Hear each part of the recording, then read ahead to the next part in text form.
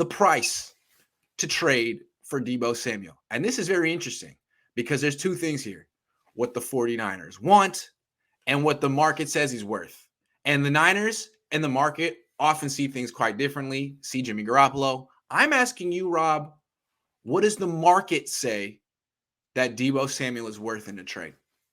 So if you're viewing Deebo Samuel as close to the value of Tyreek Hill and Devontae Adams, then you have two very recent deals that you can look to for appropriate market value. I would contend that the three players are within a reasonable proximity to one another. You could argue that any one of the three deserves to be the top dog when you're comparing them. But when I take into account Deebo's versatility, so long as he's still willing to use said versatility, I would put him in the same tier as Tyreek Hill and Devontae Adams. So Devontae goes for a what's that? You would He's as well? Younger than them too. He's younger than them too. I mean, yeah, frankly, he is I younger. would rather have Deebo 26, right? Yeah. Yep. So Devontae went for the first and the second, the 22nd pick and the 53rd. If you go with the Jimmy Johnson model of draft pick compensation, you can add those together. It basically gets you to the equivalent of pick number 13, right? Wow. Tyreek Hill went for a hell of a lot more as far as number of picks. First, second, fourth this year, plus a fourth and a sixth next year. So you got the 29th, the 50th, and the 121st pick this year. But when you add up all of those, the interesting angle is that even though it feels like a lot more, the draft compensation, again, going back to the Jimmy Johnson model, takes you to almost exactly the same freaking place. You get basically to pick number 13 or 14 as far as overall draft value. And so even though it seems like they got a lot more for Tyreek Hill, both players went for about the same price. And the same is true when you look at the Rich Hill trade chart, which gets you closer to pick number 11. So somewhere in that range of pick 11 to 13 is what happened for the other two. That's so interesting because over here, I was thinking like basically he's worth the 10th pick. Now, I don't think the Jets are going to give it up, but I think the Niners are pretty much fair in asking for it. But maybe I'm wrong. I mean, it's not about what I think. It's about what the market thinks. And if those two guys went for the equivalent of the 13th or the 14th pick, I mean, a lot of people say Deebo hasn't proven it, right? A lot of people say he had injury issues. He plays running back. I mean, there's all these questions, right? Right. There's all these questions. So is it reasonable to think that he's going to go for more? Maybe well, you wonder if, much like these deals that go out that get higher and higher as you go, right? You always want to reset the market.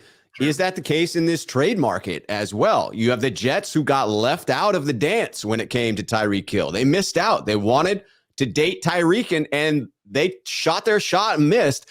Do they now need to pay more if they want this next available player, or are they okay missing yet again? Well, what I think is interesting, like before, I just said the Ravens are my number one team to trade for Deebo, and they could offer their first round pick, 15, and their third round pick. Well, maybe they think like that's too much. Right. Why would we give the third round pick too? I mean, they should just take the first. And maybe the Niners, see, here's where I think the Niners are going to get in trouble. I think right now they're probably asking for like 2 first-round picks, or I mean, I know they're starting the bidding high, but they did this with Jimmy Garoppolo already. They have a history of sort of misreading the market or just being not even caring what the market is and thinking that they can sort of convince the rest of the league what someone's worth, and that they'll just hold on and hold on and hold on, and that eventually they'll get it. But what happens usually is actually the value goes down the longer they hold on to the player, as we can see with Jimmy Garoppolo. So I really hope they don't do that with Deebo because he's worth a ton right now, and it's easy to see his value going down if he holds out, if he doesn't play, if he used to play running back, if he's disgruntled, the value goes down. So do it now. What I get so frustrated with the San Francisco 49ers, from an outside perspective, granted, I am not in the room listening to these conversations happening between teams, but it's the flexibility that is missing. They don't adjust to the market. They come in, as you said, they set their price, which is reasonable to do. You come in, you have an idea of value for the player that you're attempting to let go. You set that price, but it's the inflexibility after setting that price that is so frustrating because market conditions need to dictate that value. You have to be flexible. You have to be willing to adjust. And they contradict themselves. They're like, Deebo isn't worth that much. Oh, he wants market value. We don't want to pay him market value. Right. And the whole world knows it. But then you try to turn around and be like, he's worth 2 first-round picks. Be like, you can't have it both ways. And they did that with Jimmy too. They're like, oh man, Jimmy's holding us back. Jimmy's the reason that we didn't win the Super Bowl. So we're going to trade up for Trey Lance and then try to turn around and be like, no, we love Jimmy. Who said, did we say that we didn't love Jimmy? Like, yes, you said you didn't love Jimmy when you traded up for Trey Lance. That's what that said. And they try to act, they just play dumb. They're like, I don't know what you're talking about. Those are totally unrelated. Yeah. All right. They're playing their hand too strongly when it comes to their initial position of low value. We need to replace this player or not pay him enough in the case of Deebo Samuel. And then you cannot flip that script. You can't unring that bell. Teams heard you say that loud and clear. And if you think about it that way, the 49ers have lowered these two people's value more than anyone. Fair statement. By lowballing Deebo Samuel and Deebo letting everyone know, you lowered his value because the team that knows him the best has reservations. So now teams can use that against you in trades. Oh, you didn't think about that? Because that's what they do to you every day with Jimmy Garoppolo. Oh, why don't you like Jimmy? Because you don't like Jimmy. That's why we don't like the person who knows Jimmy the most doesn't like Jimmy. So that's why. And the Niners don't get it. I don't know whether it's Kyle thinks that he can like Jedi mind trick people to just forget, but it's crazy arrogant to me. You gotta not think everyone's dumb. Right. I know Kyle thinks he's way smarter than everyone, but dude, people aren't super dumb. No. The 49ers have set a tone where it seems to me pretty clear they need a first-round pick in return for Deebo Samuel. I cannot imagine a package that comes together, barring something that's player for player that I'm not thinking of that's creative. The 49ers need a first-round pick in return, and that just limits the number of teams that are going to be interested in this trade. And, for fans who are like holding out some hope that the Niners don't trade Deebo Samuel, I mean, there is hope. Because they're the kind of team that won't trade him unless they get exactly what they want back for him. They're the kind of team that will ask for way too much, and they'll just hold on and hold on and hold on. And maybe you want that to happen. Maybe you're like, Deebo needs to, get taken down a peg and play out his whatever. Like, it's going to get real ugly if the Niners try to do that. But you know what? It's totally within their personality to do that. If you're the Niners and you know the way in which Deebo plays with incredible passion and drive, right? Motivation, getting up off of the turf after an injury, fighting through it. Are you going to want a disgruntled version of Deebo on your team? Are you confident that that's the same player? It's not. I mean, if you're trying to hold him against his will, you're not going to get 2021 Deebo anymore. Nope. You're going to get this other thing who knows what you'll get. It's just not going to be the same. So is it even worth it when he's disgruntled in the locker room? It just seems like it's not the smart thing to do, even in their own self-interest. It's not. And if you're a team coming in to make the trade offer, aren't you rubbing that right in the Niners' face? Like, yeah, you have the nuclear option. You can hang on to him, but what are you hanging on to? You're not getting 2021 Deebo. No, absolutely not. Like, why don't you get something for him now before his value drops? Right. So, yeah, I guess I'm saying the Niners probably aren't going to trade him. Look, if he's still on the team after the draft, it's going to get super duper weird. That's my extra weird. I hope it goes the other route. My hope is if he's still there after the draft, it signals that the 49ers are confident that they can get a deal done and that maybe some of this is posturing because we don't know. I mean, I think it's more than posturing. It seems legitimate hurt at this point. It seems legitimate frustration, maybe even legitimate disdain for the organization at this point. But I do believe, again, that there's a price tag that will apply a little solve to this situation and bring it together. I agree. I just wonder if the 49ers have it in them. They keep saying, we're happy to pay wide receivers what they're worth. Prove it. Right. Prove it. Right. Put an offer down. Has he even received an offer yet? Has he even received an offer? Are you going to trade him before even putting an official offer in front of him? Are you going to do that?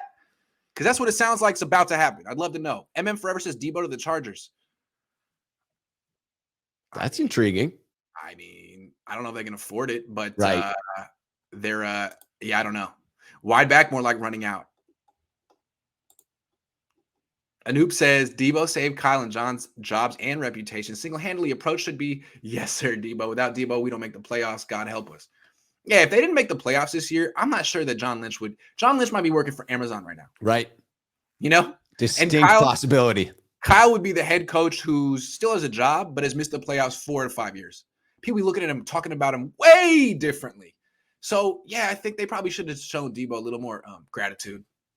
Yeah, the Deebo resurgence or emergence it brought Kyle back to, oh my God, look at Shanahan and his genius. Genius. The way that Deebo Samuel breaks those tackles is so genius of Kyle. Yeah.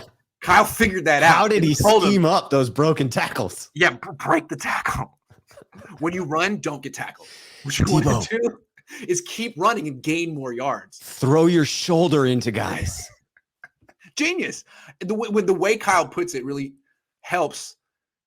It's the Yeezys. Christopher says, conspiracy theory, this is a ploy to save face. Lynch can cut Jimmy to pay Deebo and not look like he failed the Jimmy trade. Man, that is, I see what you're saying. Yeah. Wow. That would be like the twist at the end of like a 10-part show. I can see it. To sell the Jimmy cut, it was necessary. It got us had to. Back. Justin says, we got Justin. Would a team like the Eagles give 2 firsts and a third for Deebo and a Kittle package? That's a lot of money, man. But if you really want to go into rebuilding mode, trade both of them. You really want to lose all your season ticket holders, just trade everyone. Yeah. That would be Jed's worst nightmare. Jed's worst nightmare involves loss of revenue. It has little to do with win-loss, I would suspect, and far more to do with the bottom line. And that would clear out some season ticket holders. Agree. The bottom line and also the optics of Levi's. Levi's is his baby more than the team. He's so proud of it because Eddie couldn't get it done. But it was embarrassing for a few years. There was no one in it. There were banners. It was an embarrassment. And also even when people are there, people don't really like it that much. So as long as when people are there and it's full, he can say, I did it. I did that. What's funny is like to fill the stadium kind of requires winning. So the two goals go together to a degree, but it doesn't require Super Bowl victory. I mean, it just has you got to try. Got to be competitive. You got to be competitive. It requires the good old college try. Excuse me, how is this not a fireable offense? Well, the Niners, you hear how the Niners are spinning it, right? Deebo's irrational. Right. Deebo doesn't like California. Deebo doesn't like running back. Like, oh, no, Deebo doesn't like your offer or your non-offer. And let's acknowledge that it could become that, right? It hasn't played out in its entirety yet, so we cannot fully grade it or judge it. Once it does, and the season then plays out, it could become a fireable offense.